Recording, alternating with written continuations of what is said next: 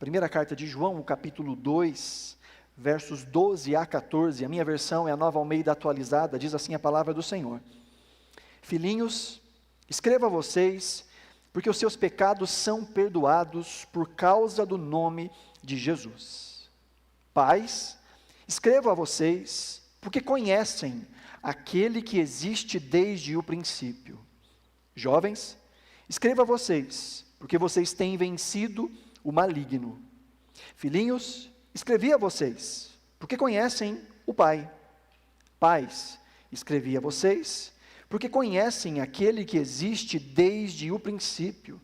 Jovens, escrevi a vocês, porque são fortes, e a palavra de Deus permanece em vocês, e vocês já venceram o maligno.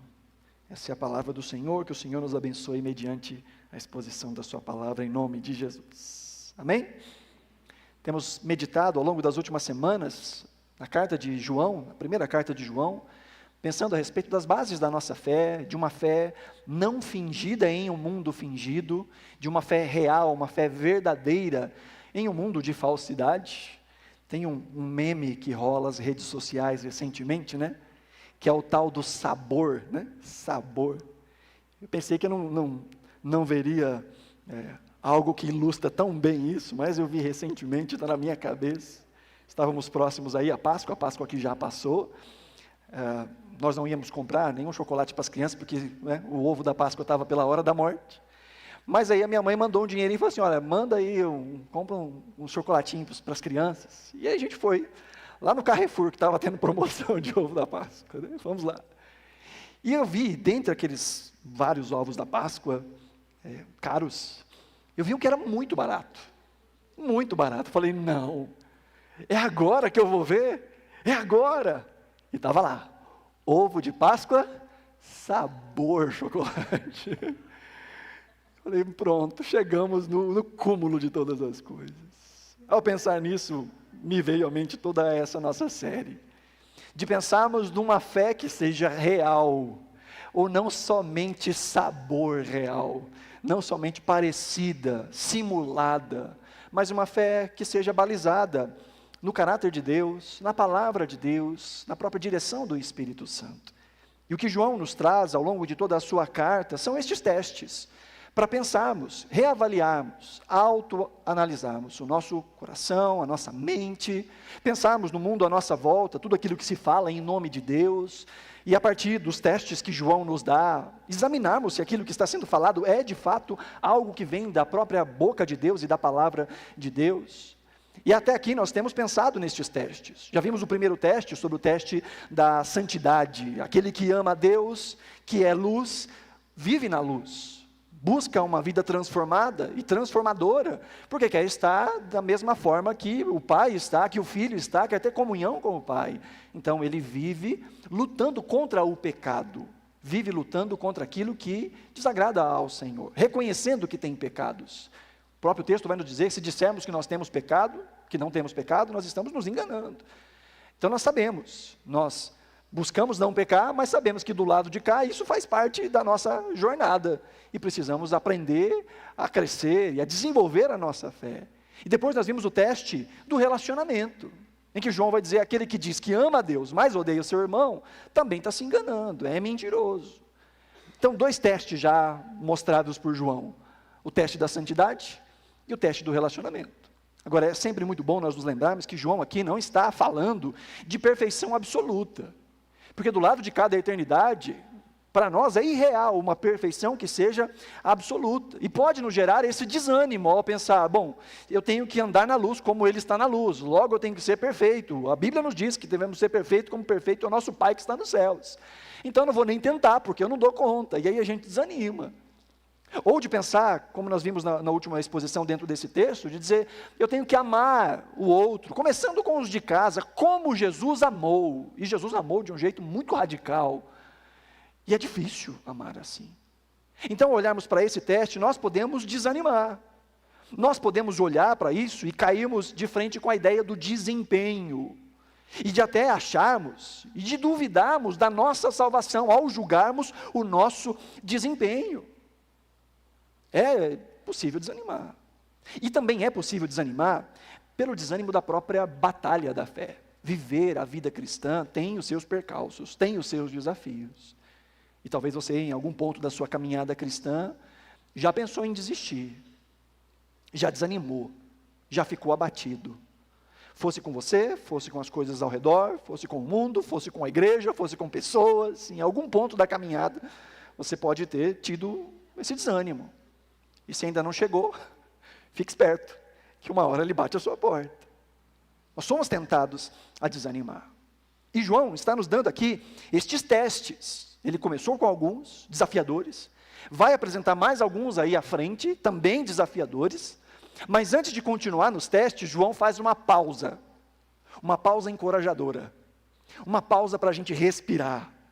Aqui o texto que nós lemos é uma linguagem muito pastoral, uma linguagem muito positiva. João está nos ajudando a permanecer confiantes e consolados, mesmo diante dos desafios, mesmo ao percebermos a fraqueza do nosso desempenho. João apresenta os testes, não como quem diz, você tem que ser perfeito, para então se dizer salvo. João está falando dessa inclinação do coração, desse desejo de caminhar, de reconhecer o pecado, de confessar o pecado, de desejar ser diferente. João está nos ensinando a reconhecer a necessidade de amarmos, de abraçarmos, de cuidarmos, de vencermos o ódio, de vencermos a intriga. João não está falando sobre perfeição última. João está falando de um coração desejoso de ser parecido com Cristo. Esse é o indicativo de que nós fomos salvos. Por isso, antes de continuar, para que ninguém desanime diante do desafio de ser santo e de amar como Jesus amou, João então vai trazer essa linguagem plenamente pastoral. Ele vai dizer aqui várias vezes que escreveu por um determinado motivo. Se você percebeu, o texto que nós lemos, ele é curto e ele tem uma lógica também bem curta, ele é até repetitivo. Nós temos aqui dois blocos bem divididos, o bloco do versículo 12 e 13, e depois o bloco do versículo 14, em que João está falando aqui, parece que são para três grupos. Ele fala de pais, ele fala de filhinhos, ele fala de pais no versículo 13, e ainda no 13 ele fala de jovens. Depois no 14 de novo, filhinhos, pais e jovens, falando aqui de três grupos. Ao longo da história da igreja tem se buscado entender do que João está falando aqui. Uma das possibilidades é que João estivesse falando de faixas etárias dentro da comunidade.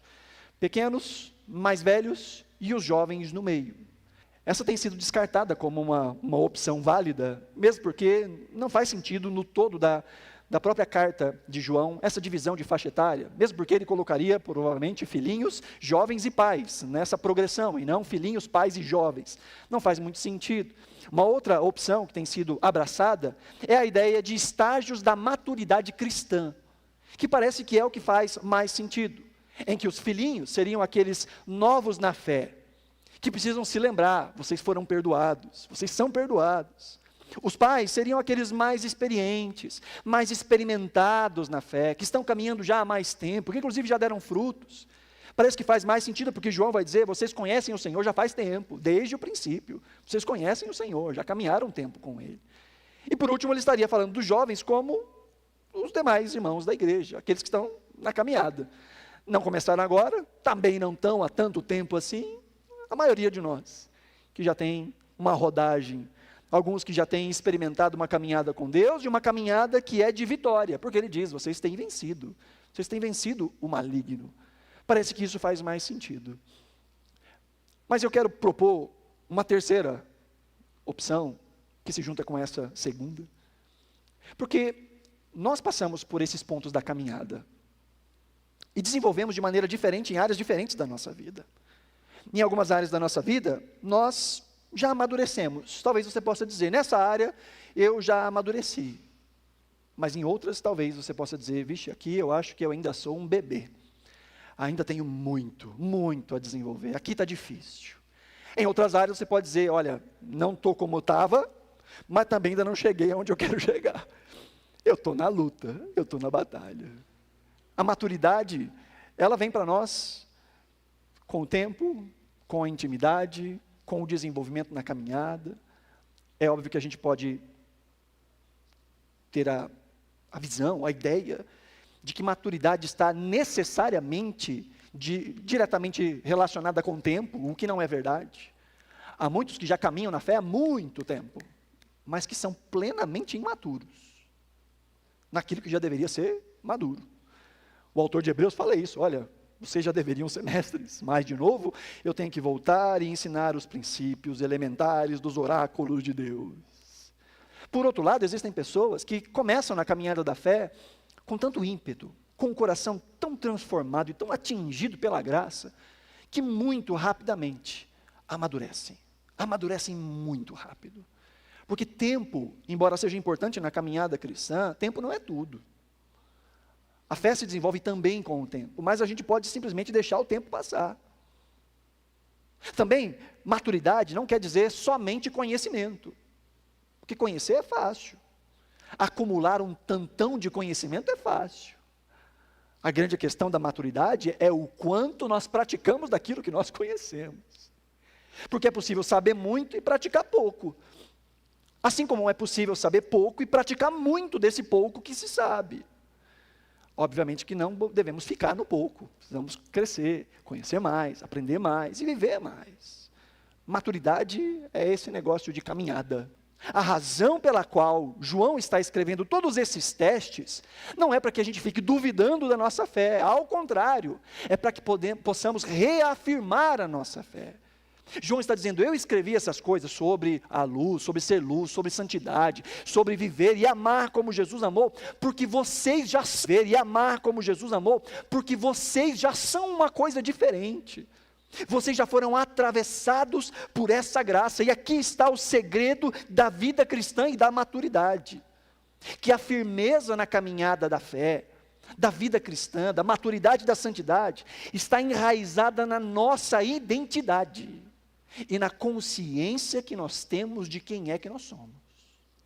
É isso que nos firma, é isso que nos desafia, é isso que nos faz continuar. A nossa identidade. E a consciência que temos da nossa identidade. Só dá para amadurecer, queridos, se nós tivermos em mente quem nós somos em Jesus.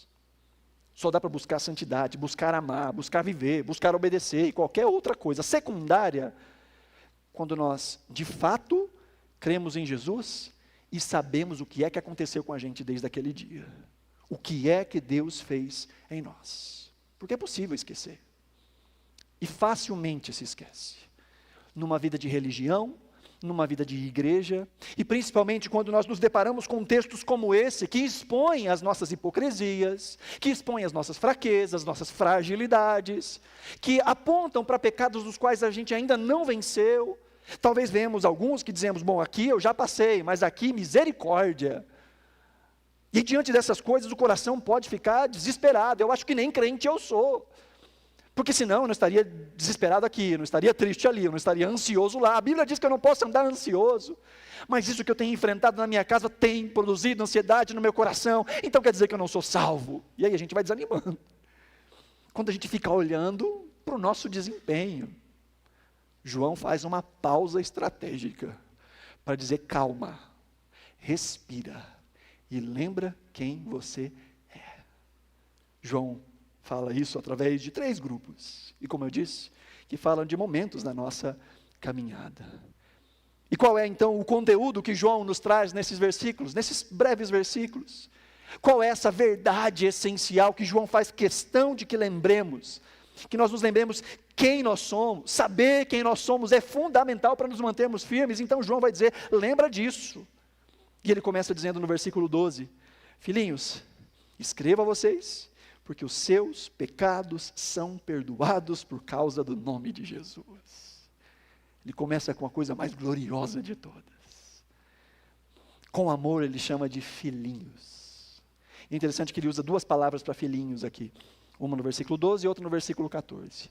A primeira que aparece aqui no versículo 12 é a palavra teknia, que ela fala mais da relação entre o filho com o seu pai. Por exemplo, eu tenho um pouco mais de 20 anos. Não parece, mas eu tenho um pouco mais de 20 anos.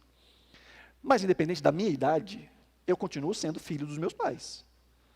Eu continuo tendo a mesma relação, não importa a minha idade. É uma relação de filiação. É isso que a palavra teknia fala.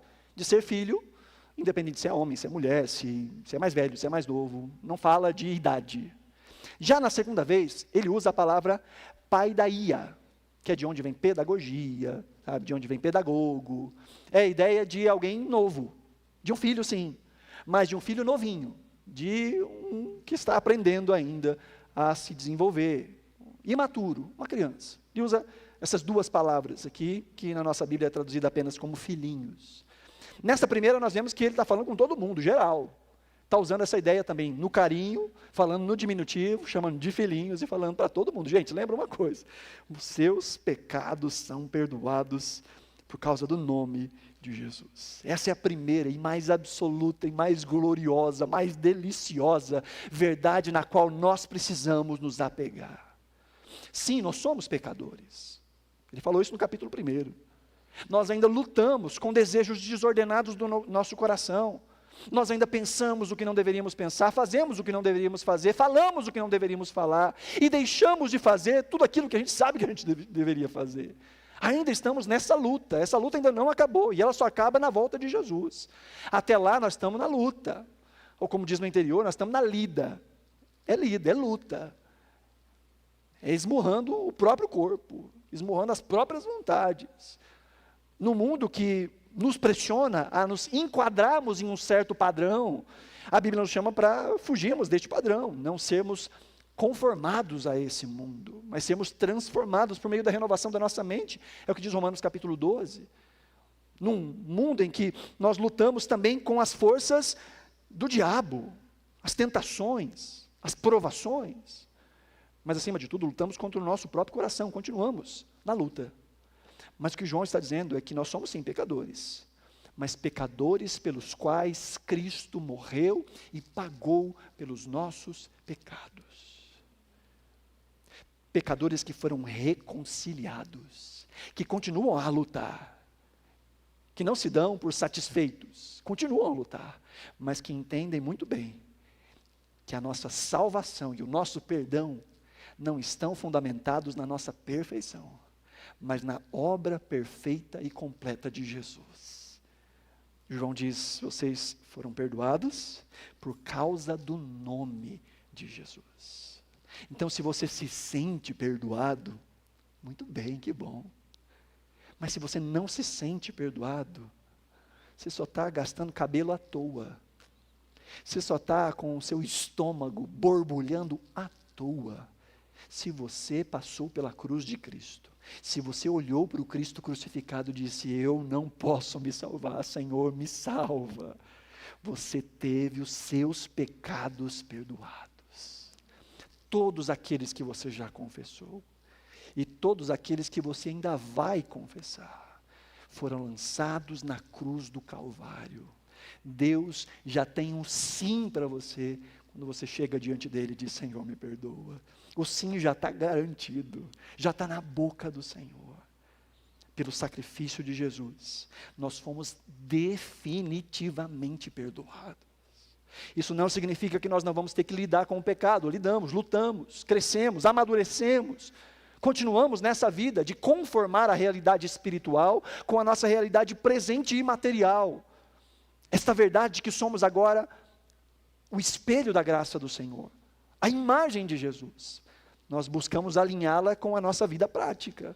Buscamos parecer com o nosso Pai, uma vez que já fomos transformados. Mas nos lembrando que o perdão não é algo que a gente perde. Nós recebemos perdão na cruz de Cristo. Se você recebeu Cristo como seu Senhor e Salvador, você está perdoado. Isso é escandaloso. No mundo em que a gente quer bater no peito e dizer, mas também, né? Olha o que eu fiz. Olha como eu falo. Olha como eu estou agindo. Nos humilha saber que o que nos salva não é o nosso desempenho. Que eu não colaboro nenhum centímetro que seja na minha salvação. É tudo obra da graça. É tudo maravilha da graça. Não é mérito, é graça. Não vem de vós, diz o apóstolo Paulo, é dom de Deus, não é por obras para que ninguém se glorie, para que ninguém bata no peito e diga, mas também eu, olha o quanto eu oro, olha o quanto eu leio a Bíblia, olha o quanto eu trabalho para Deus, olha o quanto eu frequento a igreja. Não, não é você, não é sobre você, é sobre Ele, é aquilo que Ele fez graciosamente em seu Filho, rasgando o seu Filho na cruz, para que os nossos pecados fossem imputados sobre Jesus, e a justiça de Jesus fosse imputada sobre nós. E a partir daí a gente caminha. Não é o contrário. Não é como quem quer ganhar a favor de Deus, é como quem já ganhou, e que, com base na gratidão, responde, vive. Aí, ele lembra, meu Deus, olha o que foi feito em meu favor. Vou buscar andar na luz, como Ele está na luz, porque eu quero ter comunhão com Ele. Vou amar como Cristo me amou. Vou amar os outros, porque eu quero ser como Ele, porque eu fui transformado, o meu coração foi transformado, os meus afetos foram transformados, a minha mente foi transformada. Eu era uma coisa, eu estava morto em meus delitos e pecados, eu estava distante de Deus, eu era inimigo de Deus, mas pela obra de Jesus, eu agora não sou só amigo, eu sou filho, eu sou herdeiro, eu sou co-herdeiro juntamente com Jesus. Então, assim como Jesus foi visto, eu quero ser visto também nessa terra. A lógica muda completamente. Por isso João diz, lembrem-se, filhinhos, que os seus pecados foram perdoados, são perdoados por causa do nome de Jesus. Amém? Aí depois ele passa aqui para o outro grupo, o grupo dos pais. No versículo 13 ele diz, pais, escreva vocês, porque conhecem aquele que existe desde o princípio. Ele repete praticamente da mesma forma no capítulo 14, no versículo 14, na segunda parte do versículo. Ele diz, pais, escrevi a vocês, porque conhecem aquele que existe desde o princípio. É praticamente a mesma coisa, não muda, não altera nada. Se no primeiro movimento ele fala de que nós fomos perdoados em Jesus, agora ele fala que nós conhecemos a Deus. E a palavra conhecer pode pregar uma peça em nós, porque às vezes a gente acha que conhecer é só saber a respeito de. Mas na Escritura, conhecer não significa isso, não é só ter informações. Óbvio que a gente precisa conhecer tendo informações também. Eu estou assistindo uma série recentemente, e nessa série tem uma jovem que ela sabe tudo sobre o Elvis Presley, tudo. O nome dos pais, onde morava, quantas músicas gravou, que ano que gravou, qual o nome dos álbuns, sabe de tudo, tudo sobre o Elvis Presley. Mas quando ela nasceu, ele já tinha morrido há muito tempo. Então se alguém chegar para essa moça e perguntar, você conhece o Elvis Presley? Na nossa cultura ela vai poder dizer, claro que eu conheço. Mas de maneira verdadeira ela não conhece. Nunca se assentou à mesa, nunca trocou amenidades, não o conhece face a face. Vocês podem conhecer a mim, às vezes de uma maneira um pouco mais distante, sabem algumas informações. Sabem, por exemplo, que eu gosto de pudim. E vez ou outra, a irmã Agnes me manda um pudim lá em casa para acalmar o meu coração. Nos tempos assim mais necessários, chega uma graça em forma de gostosura. Sabe algumas informações, mas quem me conhece é a minha esposa e os meus filhos. Arrisco a dizer que nem os meus pais me conhecem tão bem quanto a minha esposa e os meus filhos, porque caminhamos juntos. Na Bíblia, a ideia de conhecer fala de se relacionar profundamente com alguém.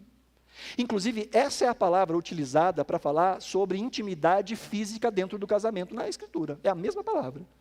Quando diz, por exemplo, que Adão conheceu a sua mulher e ela engravidou e deu à luz a um filho. Não está dizendo que Adão chegou e falou, oi, prazer, meu nome é Adão. E ela disse, oi, prazer, meu nome é Eva. De repente, buf, né? Ficou buchuda. Não é isso. Não é uma apresentação. Conhecer é se relacionar intimamente. Não fala sobre saber alguma coisa, embora saber seja necessário e seja importante.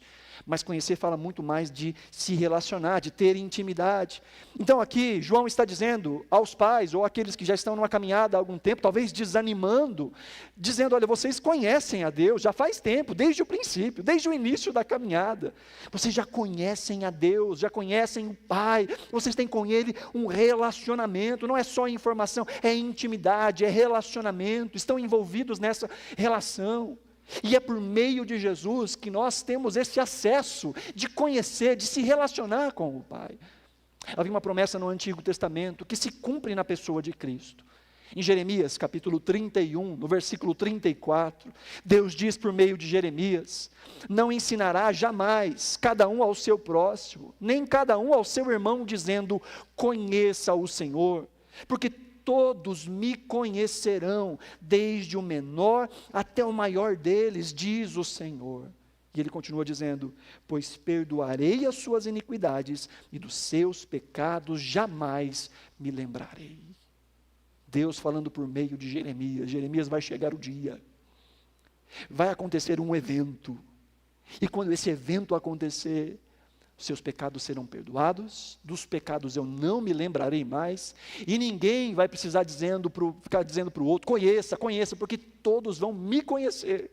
O acesso estará aberto, não vai necessitar de intermediários para que eu possa me relacionar com alguém.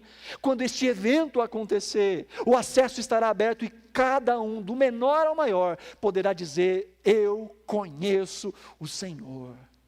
E isso acontece na cruz de Cristo Jesus. É por meio do perdão dos pecados, que ele acabou de falar no primeiro movimento, que João falou no primeiro movimento. Seus pecados foram perdoados, e agora nós temos acesso e podemos nos relacionar com Deus. Nós somos recebidos, nós somos amados, nós somos acolhidos, nós não somos mais inimigos de Deus, nós somos filhos de Deus e temos livre acesso à sua graça. Mas isso não é só para os mais velhos de caminhada. João está dizendo: pais, eu estou escrevendo para vocês porque vocês conhecem desde o começo. Mas ainda no capítulo 14, no versículo 14, no início do versículo 14, ele diz: filhinhos, escrevi a vocês porque conhecem o Pai. Você está na caminhada há muito tempo? Você tem um relacionamento com Deus já desde o princípio. Você está começando agora, filhinhos? Vocês têm o mesmo relacionamento. Vocês conhecem a Deus, vocês podem se relacionar com Deus. A diferença talvez seja de tempo, de profundidade, mas não de acesso, porque o acesso está aberto, quer você seja antigo na fé, quer você tenha tido um encontro com Jesus hoje, o acesso está aberto do mesmo jeito. Você pode se relacionar com Deus do mesmo jeito. Deus vai te receber, te acolher, te transformar, te ensinar do mesmo jeito. João está dizendo mais essa verdade preciosa, de que o acesso está aberto, e nós podemos conhecer a Deus. E por último, dentro dessas verdades tão basilares e tão essenciais, João diz no versículo 13, na segunda parte, ele diz: jovens, escreva a vocês, porque vocês têm vencido o maligno. E no final do versículo 14, ele diz: jovens, escrevi a vocês, porque são fortes, e a palavra de Deus permanece em vocês, e vocês já venceram o maligno. A ideia é bem parecida, mas ele amplia, né? Para você que está na batalha, está caminhando já há um tempo, está lutando em algumas áreas da sua vida, às vezes você acha: eu sou um derrotado. Sabe, o diabo faz isso com a gente. Tem pelo menos duas formas de Satanás tentar nos destruir. Sabe quando você não chega a atingir aquele padrão que você imaginava que você conseguia atingir? Você fala: não, essa semana, depois que eu ouvi essa mensagem, meu coração está cheio da graça de Jesus, e essa semana eu vou guardar a minha língua. Aquilo que eu estava falando ao longo da semana, sendo encrenqueiro, falando, não, essa semana eu vou saber fechar minha boca. E às vezes não dá. Não, a partir de agora, eu ouvi essa mensagem, a partir de agora, eu vou exercitar o domínio próprio. Eu vou ser mais calmo, vou ser menos esquentado. E às vezes, não dá. E é nessa hora que a gente, às vezes, desanima, fala: eu acho que nem crente eu sou. E Satanás se aproveita desses momentos. Não é à toa que ele é chamado na Escritura de o acusador. Aquele que acusa. Uma coisa é nós termos consciência das nossas fraquezas, consciência dos nossos pecados, e usarmos isso para trabalharmos, para encontrarmos em nós aquelas áreas que precisam de mais desenvolvimento. Outra coisa é quando Satanás usa as nossas fraquezas para nos humilhar, para questionar o nosso valor, para questionar se nós somos ou não somos recebidos por Deus, se somos ou não somos amados por Deus. E Satanás é perito em fazer isso, em pegar os nossos fracassos e esfregar na nossa cara e dizer: você nem é salvo, porque olha o que você fez de novo. É por isso que João tem que dizer essas coisas para a gente. Para que quando Satanás vier dizer: você não é amado, você não é salvo, porque olha aqui, você pode dizer: os meus pecados foram perdoados em Jesus. Eu conheço o Pai, eu tenho com Ele um relacionamento, eu já venci o inimigo, já venci as acusações de Satanás. Não é usar isso como desculpa para continuar pecando, mas é entender: eu sei que eu não sou perfeito. João diz: se conversarmos os nossos pecados, Ele é fiel e justo para perdoar os nossos pecados. João diz: meus filhinhos, eu estou escrevendo para que ninguém peque, mas se pecar, vocês têm um advogado diante de Deus. A questão é, nós lutamos, nós batalhamos, mas o que garante o nosso acesso é a obra de Jesus. Nós continuamos vivendo e buscando ser semelhantes a Jesus e amando como Jesus ama, é o nosso esforço. Mas nós sabemos que o que garante acesso ao Pai é o que Jesus fez e não o que a gente consegue fazer. Por isso, quando a gente dá conta, a gente diz: glória a Deus. Mas quando a gente não dá conta, a gente diz: Senhor, tem misericórdia. Mas glória a Deus, porque eu continuo sendo amado, recebido, abraçado, acolhido, transformado pelo Senhor. Obrigado porque o acesso continua aberto. O Senhor não fechou as portas da graça. O Senhor não fechou o acesso para que eu possa me achegar diante de Ti. Às vezes você diz: eu me sinto tão salvo hoje, que eu oraria a madrugada inteira. Mas não sei se com você já aconteceu, aquilo que já aconteceu comigo várias vezes, de achar que eu não consigo orar um minutinho que seja, porque o céu está fechado, Deus não está ouvindo. Mas sabe que quando você sente isso, Deus continua te recebendo do mesmo jeito. Não é sobre sentimentos, não é sobre o que eu acho, é sobre a verdade do Evangelho consumada em Cristo Jesus. Por isso nós não vivemos por aquilo que nós vemos, vivemos por aquilo que cremos. E a fé é muito mais necessária quando a gente não vê nada, quando a gente não sente nada. Nós corremos para Deus e dizemos: Senhor, eu sei que a linha ainda está aberta, que o canal ainda está desobstruído.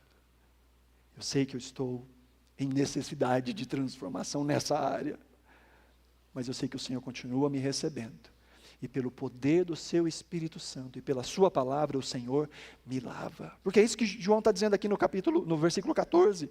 Ele diz: jovens, eu escrevi a vocês porque vocês são fortes, mas essa força não está baseada em vocês mesmos. Você pode dizer: o Senhor me fortalece, eu sou forte. Mas João está dizendo: vocês são fortes porque a palavra de Deus permanece em vocês. O que nos fortalece é a voz de Deus, o sopro de Deus, a boca de Deus. Para estes irmãos que estão recebendo a carta pela primeira vez, eles têm o ensino dos apóstolos, eles têm aquilo que é transmitido de maneira oral, poucos escritos ali eles tinham, mas o ensino dos apóstolos, a boca de Deus. Eles tinham as escrituras do Antigo Testamento. Ele está dizendo: olha, a voz de Deus, a palavra de Deus, essa palavra que vocês aprenderam, aquilo que veio de Jesus, aquilo que veio dos apóstolos, aquilo que veio dos profetas, isso fortalece vocês, e vocês já têm vencido o maligno. E nós estamos num ponto muito melhor do que estes irmãos que receberam a carta pela primeira vez.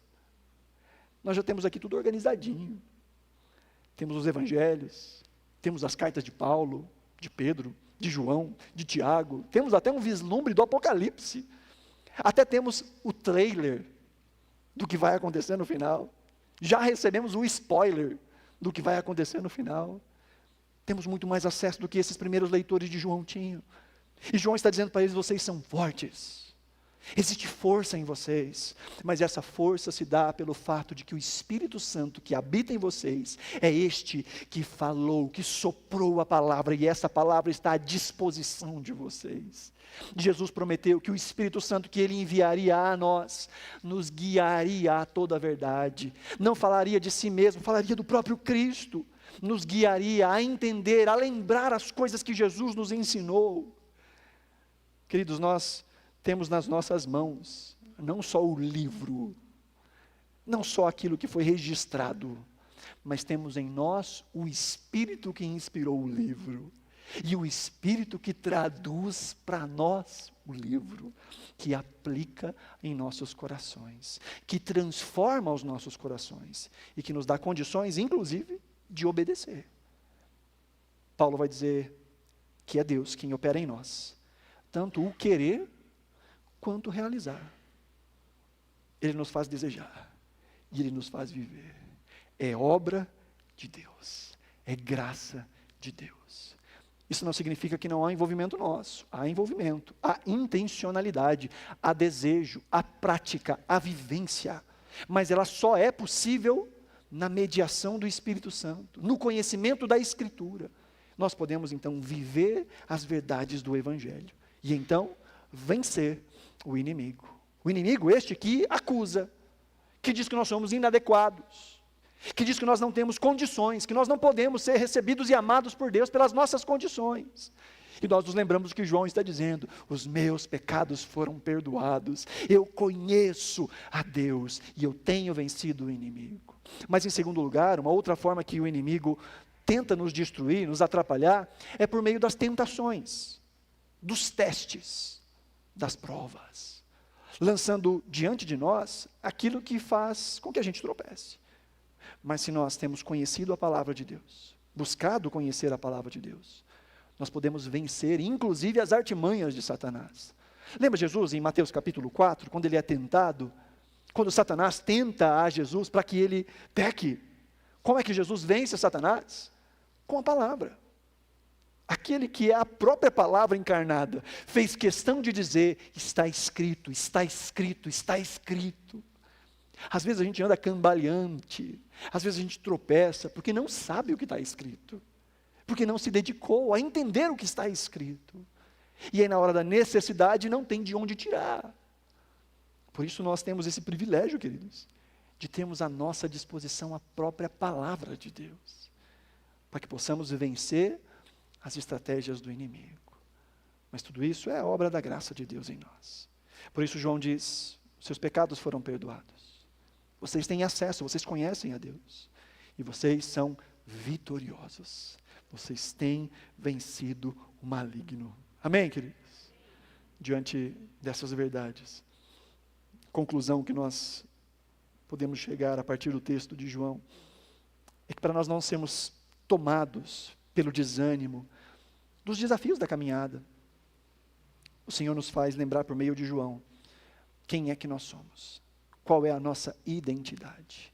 E quanto mais nós nos aprofundamos nessa identidade, mais o nosso coração encontra segurança, mais nós podemos voltar e olhar e reavaliar a nossa fé, reavaliar a nossa caminhada, e ver aquilo que está conforme ou desconforme, e lutarmos, mas sempre sem peso, sem medo, sem culpa, lembrando que aquilo que ainda não somos, a graça de Deus é poderosa para nos fazer ser, de olhar e sermos gratos pela obra que Deus já realizou nas nossas vidas, pela maturidade que já alcançamos, nessa ou naquela área, mas lembrar que nós ainda somos filhinhos em algumas áreas, talvez jovens em algumas áreas, em outras áreas talvez maduros, a ponto de poder testemunhar, partilhar, ensinar. Queridos, aqui já vão as aplicações. Primeiro, lembre-se de que a graça supera o desempenho. Sempre. A graça supera o desempenho. Por isso, descanse. A sua posição diante de Deus não muda conforme o dia. Ela se mantém firmada em Jesus. Você não é mais amado hoje do que vai ser amanhã, e nem vai ser mais amado amanhã do que é hoje. Deus já te ama na medida última que Ele pode te amar. O Evangelho de João diz que quando Jesus estava ali no cenáculo, com seus discípulos, prestes a tomar a ceia, com aqueles que o trairiam, fugiriam, quando Ele ressuscitasse, não iam acreditar que Ele ressuscitou mesmo, a não ser que eles vissem e tocassem. É diante dessa galera que Jesus está, e diz o texto em João, que tendo amado os seus discípulos, amou-os até o fim. O termo que ali é usado é amar de uma ponta a outra. O Deus que pode todas as coisas, amou os seus discípulos na capacidade última do seu amor. Isso é realidade para nós. Deus nos amou plenamente em Cristo Jesus. A maior prova do amor de Deus está em que Cristo morreu por nós, sendo nós ainda pecadores, sem que tivéssemos oferecido nada ao Senhor. Ele nos amou primeiro e agora nós podemos amá-lo. A maior prova está na própria cruz de Jesus. Deus não vai te amar mais do que Ele te ama hoje, mas Ele também não vai te amar menos do que Ele te ama hoje. Se você está escondido em Jesus, você pode descansar no amor de Deus, porque a graça supera o desempenho sempre. Amém? A segunda aplicação é a gente pensar que precisamos nos comprometer com o crescimento. Lembrar que maturidade é um negócio intencional, é um processo, é uma caminhada, é uma jornada. Não é à toa que a Bíblia chama a vida de fé de caminhada da fé, ou corrida da fé. É algo que é progressivo, que tem os seus obstáculos, que tem as suas fadigas, e que nós precisamos, de fato, desenvolver a disciplina de caminhar. E que nós somos, ao mesmo tempo, imaturos em algumas áreas, e maduros em outras áreas. Mas Deus deixou para nós os instrumentos para o amadurecimento, os meios de graça, as disciplinas espirituais, a palavra, a oração, a comunhão, a comunidade da fé, o jejum, a solitude, a quietude. São tantas as ferramentas que nós temos à nossa disposição para desenvolvermos a nossa fé, para desenvolvermos o amadurecimento, desenvolvermos gratidão, serviço, contentamento. São tantas as ferramentas que Deus nos deu. Por isso, precisamos ser intencionais e dizer: eu quero crescer. Identificar quais são as áreas onde nós somos ainda meninos, crianças, imaturos, e dizer: nessa área eu preciso crescer. E como é que eu vou crescer? Preciso de ajuda, de oração, de conselhos, de discipulado, de disciplina, e buscarmos, dentro das ferramentas que o Senhor nos dá, aquilo que nos é necessário para o crescimento. E por último, queridos, aqui está a importância de caminhar com o povo de Deus. A importância da comunidade da fé. Para andar na luz, é necessário andar em comunhão. Para vencer o pecado próprio, para crescer e se parecer mais com Jesus, é necessário comunhão. Porque, como eu disse, nós temos algumas áreas onde nós somos maduros, pais, mas outras onde nós somos crianças. E é na comunidade da fé, com os irmãos, que nós encontramos alguém que é maduro numa área em que a gente é criança, ou que é criança numa área em que a gente é maduro. E nós ajudamos e somos ajudados. Entenda, ninguém sabe tão pouco que não possa ensinar. E ninguém sabe tanto que não possa aprender. E na comunidade da fé, nós nos ajudamos mutuamente. Não só com aquilo que acontece de maneira oficial, mas principalmente e muito mais, aquilo que acontece nos relacionamentos. No abrir do coração um para o outro, nos discipulados, nas confissões, nos testemunhos, onde aquele que é mais maduro em uma área, ajuda aquele que ainda está começando naquela área, e vice-versa, onde aqueles que são os jovens, que têm lutado, e são fortes, e têm vencido o maligno, aprendem uns com os outros, aprendem com os testemunhos e com os testemunhos, aprendem com as vitórias do outro e com as derrotas do outro, e que ensinam com os seus testemunhos, com as suas vitórias, mas também nos seus pedidos de oração, nos seus pedidos de ajuda. Diz: olha, essa área da minha vida está tão difícil, me ajuda em oração. E assim nós vamos crescendo, e assim nós vamos amadurecendo, e assim andamos na luz, como Ele está na luz, e temos comunhão. E o sangue do seu Filho nos purifica de todo o pecado. Por isso é tão necessário amar uns aos outros. João faz uma pausa nos testes, para lembrar que o que fundamenta a nossa caminhada cristã é a nossa identidade. E o quanto estamos conscientes da nossa identidade. Lembre-se que você é amado. Lembre-se que você é perdoado. Lembre-se que o acesso está aberto. Você pode ter comunhão com Ele. Você pode conhecê-lo. Lembre-se que Satanás não pode esfregar o seu passado na sua cara, porque ele foi lançado no mar do esquecimento por meio da cruz de Cristo. A dívida que era contra nós foi paga, está consumado. E a partir de agora, vivemos buscando mostrar na prática aquilo que aconteceu de maneira espiritual, para que o mundo saiba que Deus continua operando nesse mundo. Amém? Se você puder, coloque-se de pé, nós vamos orar.